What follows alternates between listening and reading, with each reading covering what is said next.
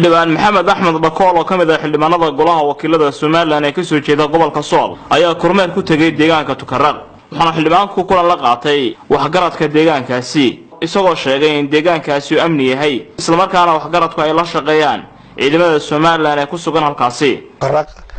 warbaa dadka lagu waxaynayay oo lagu aad loogu waxeeyay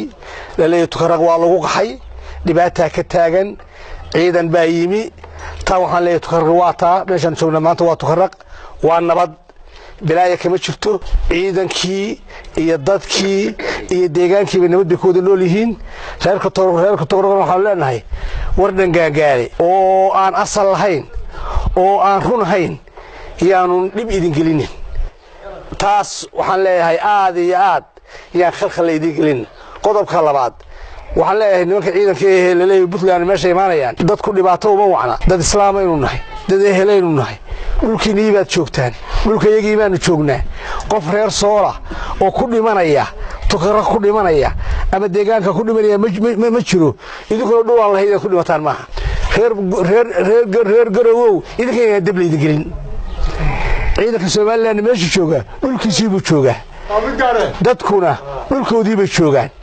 waxaan leeyahay dhibaato dhinacna uma wacna